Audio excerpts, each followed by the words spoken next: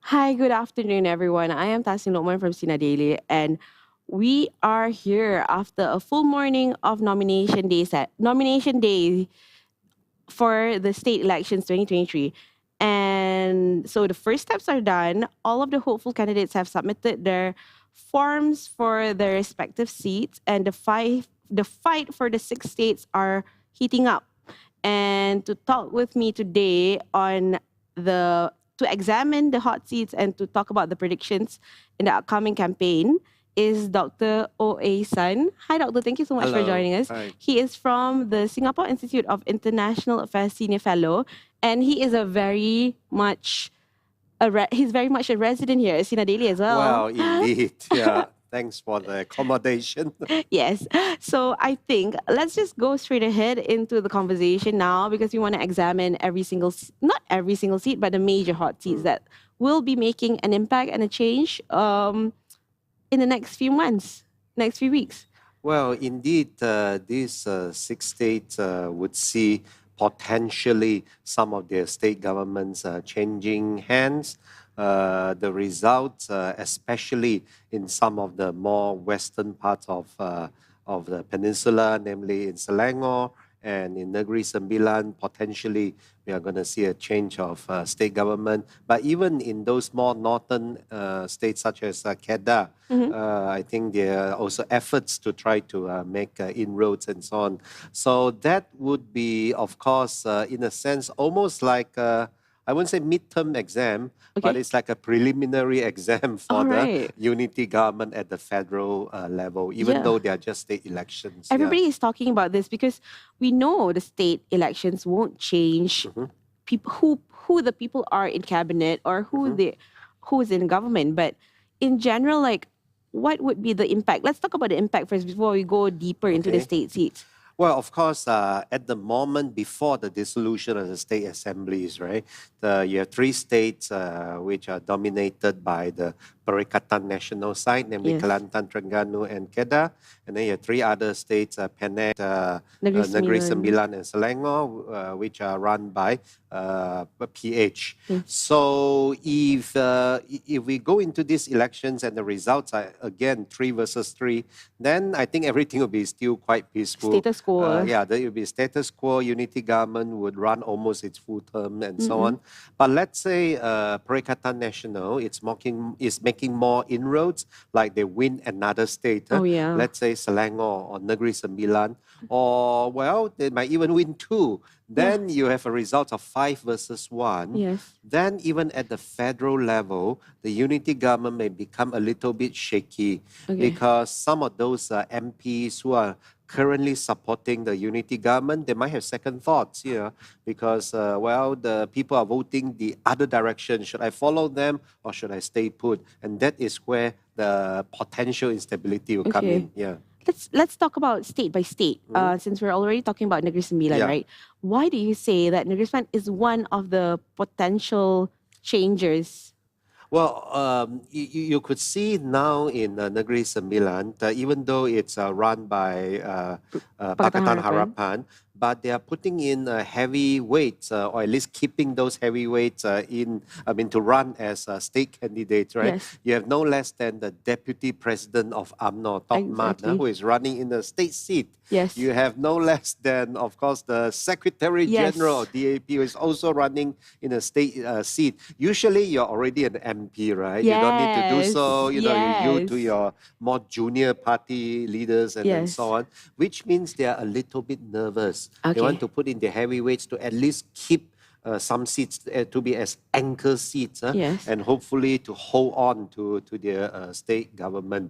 And I think from the other side, from the Perikatan side, especially PAS, I think has been making some inroads, especially in the more rural parts of Negeri Sembilan. Okay. Yeah. Well, it's interesting that you say because you're putting big heavyweights in the state seats. You'd always think like seats should be the starting ground That's for right, that's right, junior politicians, right? That's right. So they're nervous. But what happens if these big names, Tok Mat and Anthony Loke, lose? If they do lose, number one, their positions in their party would be a bit shaky. Okay. But of course, more importantly, there will be implications, political implications for the federal government because, well, both of them are sitting ministers, Ministers. and ministers losing, even though in a state election is a big deal, then people can sort of extrapolate this and say, well, that means people don't have confidence on the federal government. Yes, yes. And I actually yesterday I met up with some friends who were doing groundwork. They're telling me that actually in Negeri Sembilan there's an issue of people fail to realize that there's an issue with UMNO. I know a lot of people say, yeah, people in UMNO are upset because of the whole DAP situation. But actually, like in honest truth, most UMNO supporters are just upset that UMNO is not living up to the promises of integrity, of things like that. So they're headed towards Bersatu because Bersatu is the other options for UMNO. Yeah. I think, well, number one, there have always been factional fights within UMNO, in particular Negeri Sembilan, but more general nationwide, right? Yes. Well, now that Tokmat has a firmer grip on UMNO in Negeri Sembilan, as you said, well, the supporters would expect him to deliver more firmly and so on. And if that is not forthcoming, they may abandon UMNO. But if they do abandon UMNO, for them, they could not stomach Pakatan Harapan as well. So the only viable choice for them is to switch to the Perikatan camp. And I think that is one thing. But again, I think this sort of PAS are gaining more grounds, especially in the more rural parts of Negeri Sembilan. Okay. Yeah. So for Perikatan Nasional, it'd be more of a PAS win? You see, Perikatan Nasional nowadays has slowly moved towards a PAS-dominated scenario. Yes, agreed. Previously, it was, of course, firmly sort of led by Bersatu, right, with Tan Sri Muhyiddin and so on.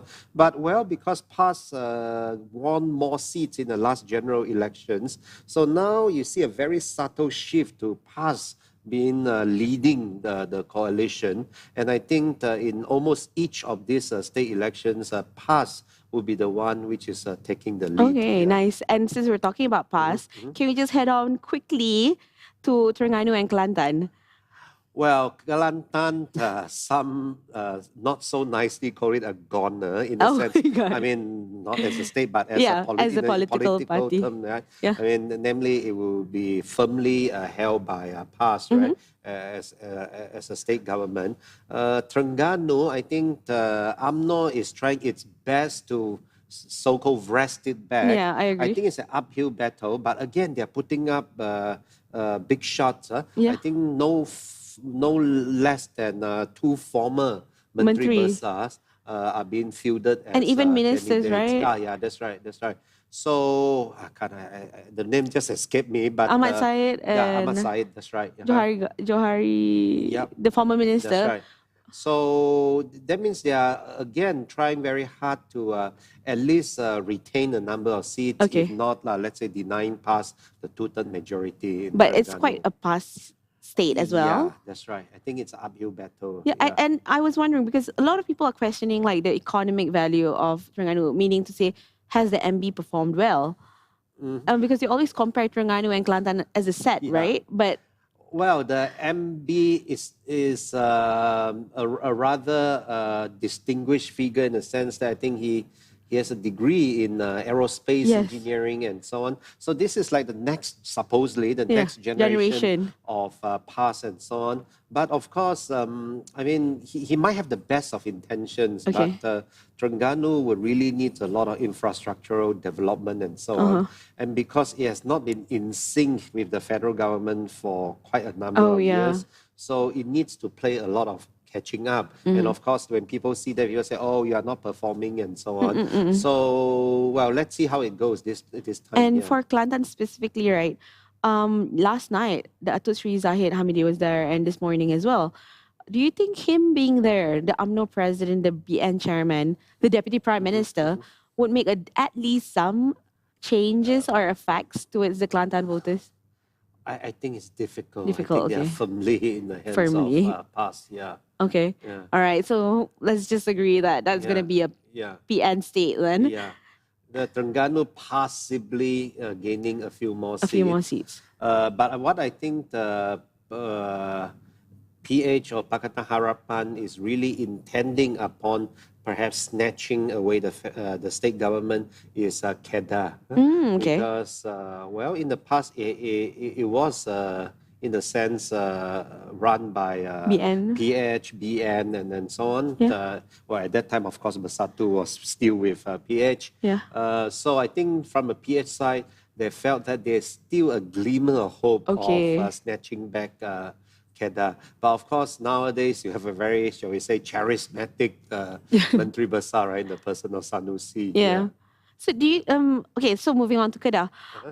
Sanusi has been quite a star for the whole state elections throughout the whole past few months and also including his arrest. That's right. So will the arrest and the charge hinder Sanusi from gaining more votes or actually propel him to win even bigger? I think the popular consensus is indeed it made him, in a sense, a so-called hero. Okay. And thereby it's going to gain him more sympathy and it's going to actually rouse his supporters even more.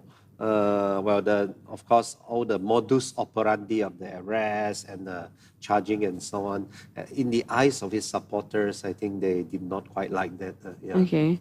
And even actually, like, even though they are in Kedah, do you think the supporters of Sanusi outside Kedah, for in Selangor, in Penang, and so on, would they also can Sanusi influence those outside the state to vote Well, for PAS? apparently, PAS has a rather sophisticated and, shall we say, IT-driven voter mobilization machinery. Okay. This is not just like the traditional makcik going from Door house to door to kind house of door, thing. knocking on the door and so on.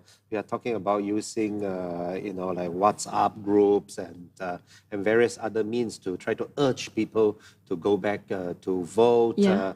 To sort of kumpu people for all these various functions Yes. and so on. And this has been done both inside Kedah as well as in the, shall we say, the wider Kedah diaspora around Right. the Okay. country. Yeah. So there is that influence. Oh, yeah. So when we look at, well, Perikatan Nasional in general, but more specifically PAS, we must not think of them as being still, doing like the, shall we say, The old yeah, the school. old school type of words of mouth type of campaigning. It's beyond that already. They are very good in TikTok and WhatsApp and various other means. Yeah.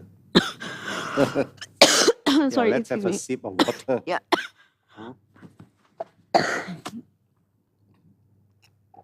Yeah.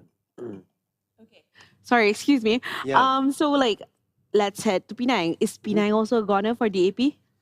Well, I think Penang would still be held by DAP, but let's say PKR especially is going to lose a number of seats to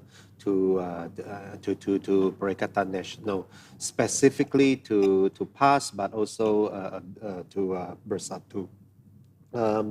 I think Perikatan's strategy in Penang is to try to deny the two-third majority currently enjoyed by the PH government. Yes. And But at the back of their mind, Okay. I think Perikatan Nasional, they're so ambitious. I think they harbor the very faint hope of capturing the state. Yeah. Which is why they put my good friend, Professor Dominic Lau, as Yes. the candidate. You see, frankly speaking, Dominic Lau and his Gerakan party, they may not stand a lot of chance in Chinese majority constituencies, but if you put him in a constituency like Bayang Lepas, Yeah. which is I think 60% Malay voters, around 40% non-Malay, so it's a mixed seat. Okay. So he's still There is a chance for him.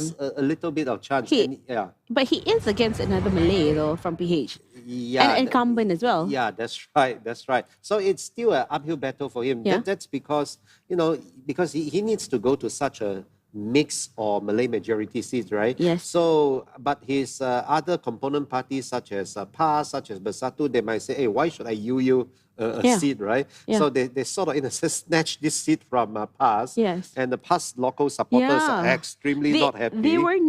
They did not attend the See, nomination so, today. so that's not a good sign for him. But what I'm trying to say is the fact that they did allow him to come out as a Yeah. candidate, that means they were already sort of planning that if they were to capture the state, then they, well, because Penang traditionally a Chinese Yes. chief minister, right? Yes. So they will still put a Chinese as chief minister. Okay. And then, well, others maybe mostly Malays, right? Yes. So yeah, that means they still harbor that kind of ambition. So we would be Yeah. seeing your friend as the chief minister. Let's see how it If goes. they win. I don't think so. I Okay. think there is a possibility of Perikatan denying Pakatan Harapan and UMNO of their two-third majority. I Okay. think that is distinctly possible. But to capture a state government is a bit difficult. Okay, yeah. but overall in general, has Penang been doing well under Chief Chow. Minister Chow? Well, yes, but I think the expectation is Penang could do better. Okay. Because Penang is one of the more advanced states in Malaysia with Yeah. all the computer chips industry and so on. Perhaps people are looking forward to a chief minister who is more gung-ho, who could, really win more investments for Penang and so Okay. on. Yeah. Do you think he's still, a lot of people say he's still like just a puppet? You know, like who the real person controlling it is. Well, he's certainly not the most charismatic leader. Okay. But, well, you also heard over the last half a year, right? Lim Guan Eng wanted to come back as CM and so Yes. on. And Chow has been resisting that. Yes, yes. Well, that means there's some sort of Standing unease, ground, that's the- unease between the two. So he's definitely not a puppet. Otherwise, you'll say, oh, yeah, okay, I surrender, I'll Yeah. just give it to you. But he does not, right? Okay. So, but of course, this sort of DAP, domestic internal fight, is not helpful, right? Yeah. I mean, in order to win the appeal of the voters and so on. Yeah. But generally, DAP will, I mean, PH will definitely win lah, Penang. It's most likely, and but still they put heavyweights. I mean, Lim Guan Eng himself is standing in a state seat again. I think it's called Ayah Puteh or something Yeah. like that. Yeah. Yeah. So Wow. So it's the same thing like Negeri Sembilan with take Anthony no Long and chances. Hassan. Take no chances. Yeah. Okay. Okay, that's kind of like kind of awkward. But anyways, Yeah. let's go to Selangor, the biggest and hottest Yeah, state right yeah. now. It's like they really PN really wants to win this. Like Oh yeah, because if they could capture Selangor, this is like capturing the jewel on the crown, as they put it. Selangor just by itself is 1/4 of Malaysian GDP. So if you capture Selangor, that means you're not quite capturing KL, but you're capturing like the suburbs of KL, right? So therefore, this is I think for them this will be a major step forward to so-called. For Perikatan National, to so-called firmly stamping their ground on the mainstream politics of Malaysia, because they will be running the richest state in the country. Yeah. and also like, would you say Selangor reflects the whole country? A little bit, well, it's a bit too urbanized, especially for people true. from Sabah like myself. It's a bit too urbanized. But, because we are a rapidly urbanizing country, so whoever wins Selangor, in a sense, will represent the sentiments of these folks who are, for example, moving from the more rural parts to the more urban parts of Malaysia. What will be their political preference? Yeah, it does reflect that. Yeah. Okay, so Selangor would be one of the states that has most muda candidates, muda PSM candidates. Yep. And they are new. Yep. They are small, but they do have the chance of being the alternative to those who refuse to vote PN or does not want to vote PN and yet are upset and angry with PH and BN. Well, the Muda supporters, in a sense, they are like they are the analogous to those, as we discussed just now, those who came to dislike UMNO, Yeah. but they could not stomach PH, therefore they vote for PN, right? So similarly, these are, shall we say, formerly PH supporters who could not stomach, let's say, PN, and therefore they look for a third alternative. Well, are there a lot of these previous PH supporters? Perhaps, but are they significant enough in their numbers to really win Muda some seats? I am a little bit doubtful. Yeah. Okay. Okay, I want to ask you, it could be a sensitive question. Maybe it's not. Um, we have interviewed Muda, including Syed Sadegh and a Okay. few others, and they always talk about the need for equality and the need for, meritocracy, reforms, and this is what everybody claims to want, right? In Malaysia, not everybody, but for most people. But why is it when they voice it out, they get criticized and they get attacked? Well, whether we like it or not, in this country, there's still a lot of people, I would even say it's a majority of people who would still like to identify themselves by their racial or religious or cultural backgrounds Yeah. and so on. For them, it's very important for them to hold on to that kind of Yeah. identity. So, the most prominent representative is none other than our former Prime Minister, Dr. Mahathir Yes, Mohamad, right? yes, He definitely. constantly had this kind of so-called Yeah. ethnocentric type of narratives. Yeah. So when Muda, and by the way, Syed Sadegh was at least a former protege of Dr. Yes. Mahathir, right? Yes. So when Muda comes up with this kind of, shall we say, more egalitarian, meritocratic sentiments and so on, it attracts, as I said, this formerly PH supporters who felt that PH did not move the reform fast enough. Yes. So they switched to Muda. But I think most PH supporters are still, shall we say, quite realistic. They knew that the reality is this country at this point in time could not move that far yet. It still has to sort of respect this sort of people's preference for their ethnic or religious backgrounds and so on. And that's why Muda could still not make a firm stand on the ground. Yeah. Okay. So, any chances of them winning at all? I could hardly see, but they will be crucial because there will be seats in Selangor and beyond, which are sort of, shall we say, 50-50 between PN and PH or BN, right? And if Muda were to detract from the PH votes, then PN could squeeze by, let's say, with a few hundred votes or 1,000 votes and so on. So yeah, in that sense, they are crucial. They are crucial to PN. Well, they're crucial to PN. They are crucial. Yeah, they are crucial to PN. Yeah, very, very ironically. Yeah. Like then we're talking about the possibility of PN winning Selangor out thanks to Muda, right? Well, if you look at the current, the previous Selangor assembly lineup, PH won overwhelmingly, right? If PN were to effect a win in Selangor, that means it's really a sea change. Wow. That is why I say it would have a lot of implications for federal government. Because let's say I'm an MP currently supporting Anwar Ibrahim, I look at this sort of sea change, I really have to think twice about my support for Anwar. Yeah. Okay, then let's head over to the hot seats. Let's talk about Datuk Sri Azmin Ali. He is contesting in Hulu Klang with Juwairia Zulkifli, a prominent figure in PKR as well, and even the MD Selangor office. What are her chances against her old friend, Azmin?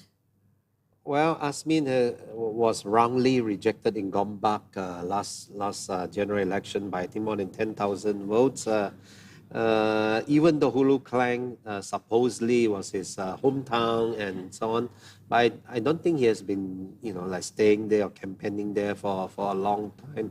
So if he were to win, he will be at the back of the machinery of, as I said, the very formidable voter mobilization machinery of PAS and also Bersatu. Yeah, PAS mostly. Pass Yeah, mostly, yeah. yeah. Juwaira, does she have a chance? I would think so. She Yeah, yeah. she's more Assuming chances. it's yeah, Your bets would be on her more. yeah, assuming it's still the same voting trend as with Okay. the general election. Yeah. Okay. Mhm. And for Sungai Tua, Dato Amiruddin Syari, the Menteri Besar, caretaker. Well, I think he when he sort of became the Menteri Besar Yeah. about 5 years ago.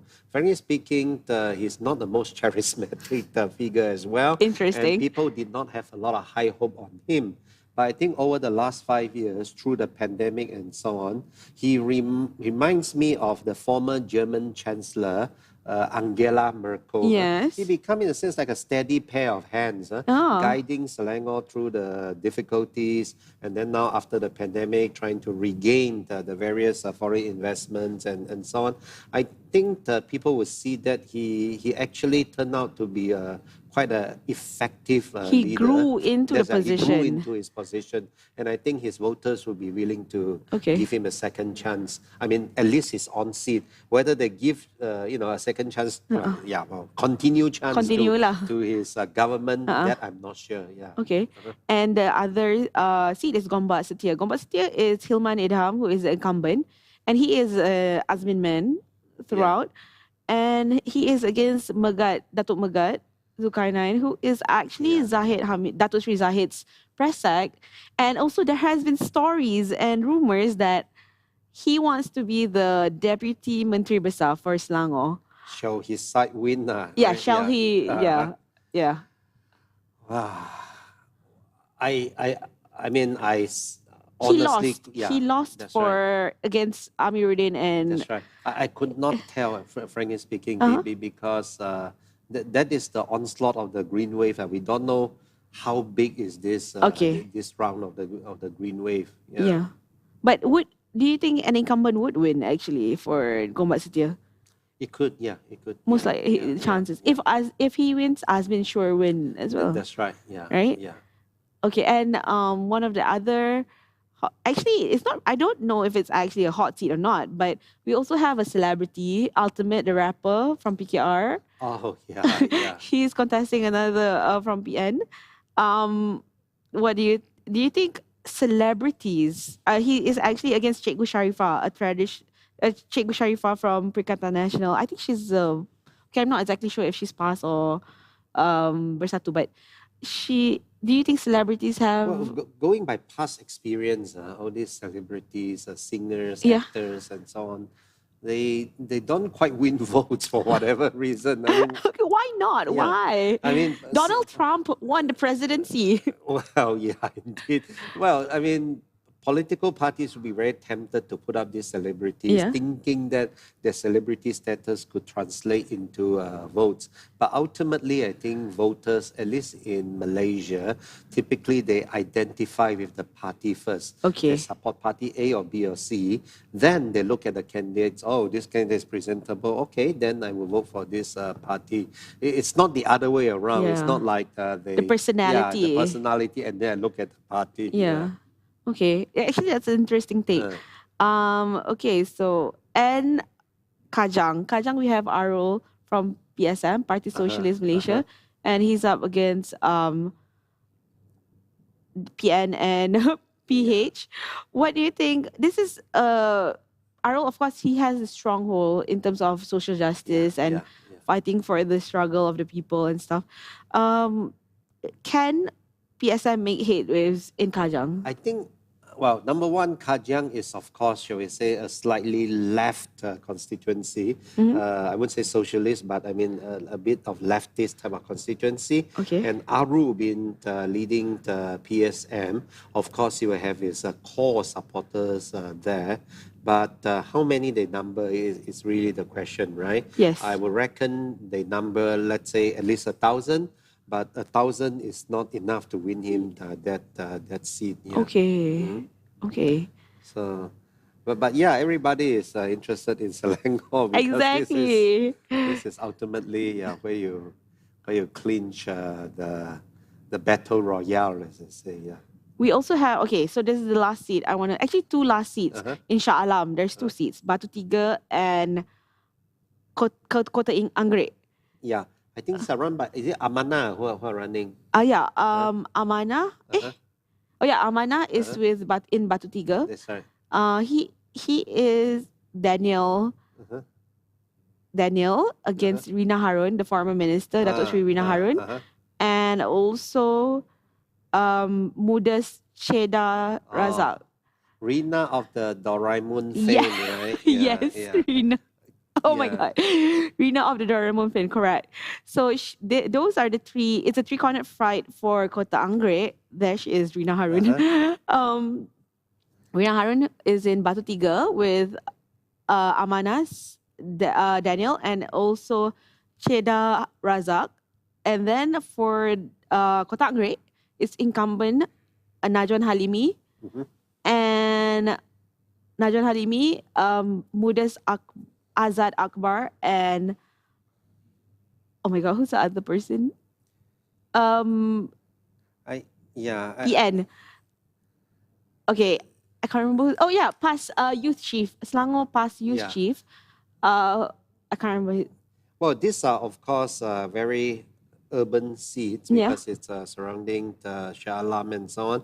So of course, if PAS and Bersatu were to conquer these seats, that means they're making inroads into the urban areas already. It's not only like the outskirts of Selangor. Okay. Yeah. So it would have that kind of determinant effect if they were to win. But does these, Rina seats. Harun has a? Not really. Not really. I think most likely it'll be retained by the current. But for Koto Andre, Najwan Halimi, he had a hiccup earlier last week. I think last week. He was caught saying some expressing some racial sentiments. That's right, yeah. About PSM and so on, right? Yes, that was not nice. Yeah. That's why as a candidate at the heat of the moment, still you need to be very careful. You cannot say this is something racial or religious and things like that, because people are going to pay a lot of attention to what you say. Exactly. And with the campaign coming, I think we have to agree that people. I mean, it's important to talk about 3 Rs. It's important to talk about meritocracy and things like that. But what's your take for, as a conclusion right now? What's your take for the upcoming campaign? What can we see and what should we look out for? Unfortunately, I think in this campaign, perhaps not 3 Rs, but the 2 Rs, namely race and religion, will still play a very significant role. Because on the one hand, you have like PAS, of course, would still like to drive its religiously oriented narrative, right? And that is its chief selling point. Yes. On the other hand, you have Dr. Mahathir, who is not exactly a candidate nor a party chief, but he's also trying very hard to push his ethnocentric narrative. From the Pakatan side, I think they are still relying on, shall we say, a bit I wouldn't say old-fashioned, but like all these social-economic concerns. If you vote Pakatan, you're going to improve your life and so on. But when you talk about that, they're in government now. That's right. And everybody is complaining about cost of living. Everybody is complaining about everything under the sun. That's right. So that's why it's not very persuasive. That's why people are saying, well, perhaps Perikatan will make some inroads. Because you as the government, you still talk about things that which you should have been doing for the last half a year, then it's not very persuasive, right? Yeah, exactly. And I mean, PH has always been riding on corruption, anti-corruption and things like that, cost of living and economy. And now they're there in that position. And as Muda has been arguing, there's no reforms. That's right.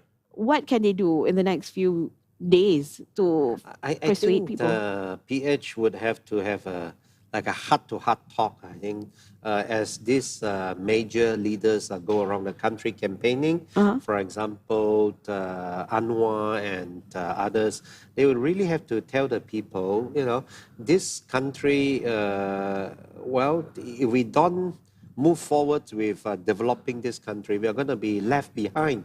Other countries in the region, Vietnam, Indonesia, and so on, are catching up. Sometimes some people say they are even surpassing us, right? Yeah. If you still sort of indulge in all these narratives about race and religion and don't pay a lot of attention on national development, we are really going to be left behind. They need to be honest with people. You have a stark choice between, on the one hand, you still want to discuss all of these race and religion matters, or you vote for us, then we try to improve your lives and so on. Yes, we have been government for quite some time, but the circumstances is such that we have pandemic, and so you need to Explain really it. explain it. Okay. Instead of also going head to head with them on race and religion, you're not going to win them. Yeah. Okay, so before we end, I just want to get your predictions. What is the results going to be? Which state belongs to who? I think best scenario for Pakistan would be 3 versus 3, like Okay. the status before. But it's likely that Perikatan is going to make some inroads, such that, for example, Selangor may fall, in which case you'll be 4 against 2. Yeah. So we're looking at 4 and 2. Possibly. Okay. But of course, Pakatan, they are also very gung-ho about recapturing Kedah. Yeah. And if they could do so, then yeah, Is that back to really 3. possible? Yeah. Is that really possible? Well, they're banking on, Kedah has been flipping from one side to the Yeah. other. Yeah. I frankly think it's an uphill struggle. Yeah. Okay. All right. So 5. Your final answer for 2? 4-2. I For think. Perikatan. Yeah. All right. Okay. So thank you so much, Dr. Thank O. you. And there you have it. 4-2 for Perikatan National. Well, let's see how it goes. All right. Thank you guys so much for watching on this Saturday, where we finally got the list of list of candidates on nomination day. And elections will be on August 12th. So make sure you go out and make sure you plan on who to vote. Look at all the campaigns and look at all the candidates before you mark your vote, because every single vote matters. Thank you so much. See you guys. Have a good weekend. Bye. Thank you.